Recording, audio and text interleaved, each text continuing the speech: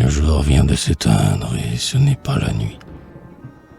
L'ombre a des reflets clairs, des lueurs attardées sèment de la douceur et des grâces fardées sur les contours plus flous de la ville sans bruit. Personne. Une langueur dans l'air flotte et se mêle à la subtile odeur des feuillages mouillés. Les arbres sont plus grands, paraissant dépouillés, de réels à mes yeux que le soir ensorcelle. Là-bas le canal dort, ici le lac se tait, à peine péridé par la légère brise. Le pont sur son fond vert doucement s'imprécise, effaçant toujours plus ses arches en retrait. Une cloche parfois rythme de sa voix grave les battements pressés dont se gîte mon cœur. Un trouble m'a saisi, qui m'arrache des pleurs, un grand trouble à la fois redoutable et suave. Tout mon être se fond dans l'ardente beauté, dont l'heure a revêtu la nature pâmée. Le songe élève aux cieux mon âme sublimée. Elle plane longtemps dans son vol exalté. Je reste frissonnant et ravi, dans l'attente d'un mystère inouï. Tout temps, on se transport, si c'est l'amour divin ou l'invincible mort, qui soudain m'a frôlé d'une grande aile lente.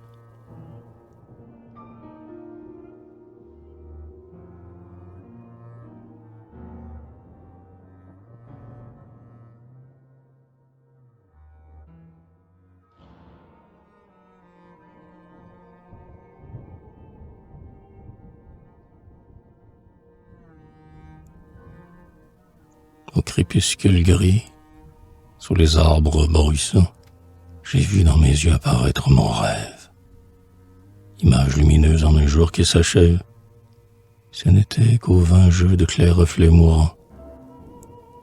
Fantôme hallucinant qui dans l'ombre se lève, il sortait de moi-même, effluve jaillissant. L'envoi l'avait fait naître en mon cœur bondissant, qu'enchanté à présent sa vision trop brève.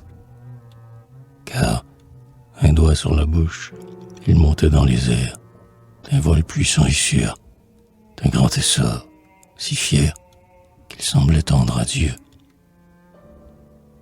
Comme des vagues lentes, sur la terre glissaient de bleuâtres vapeurs. Je croyais respirer près des roses troublantes. Un goût de volupté se mêlait aux senteurs.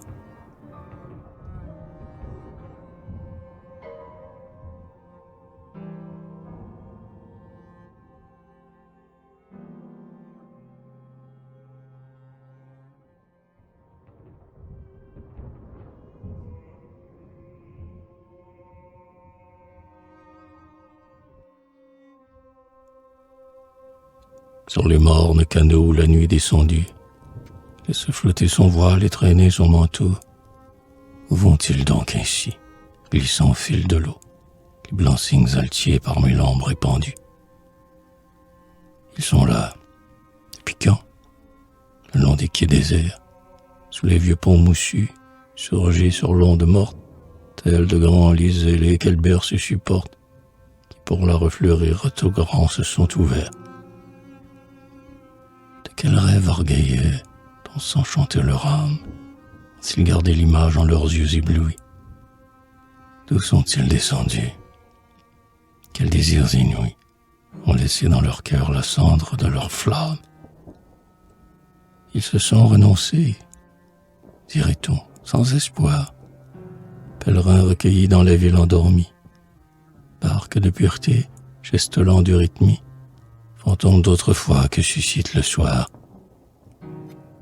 Mais parfois, gouvernant à travers les étoiles, que sème sous leurs flancs la splendeur de la nuit, redressant vers les cieux leur beau col au reluit, la clarté de la lune, et déployant en voile leurs ailes d'argent mat, on les voit, tout vibrant, d'une superbe ardeur, s'emparer de l'espace, ou bien se disputer la compagne qui passe, rivaux d'amour d'un soir, courroucés et sanglants.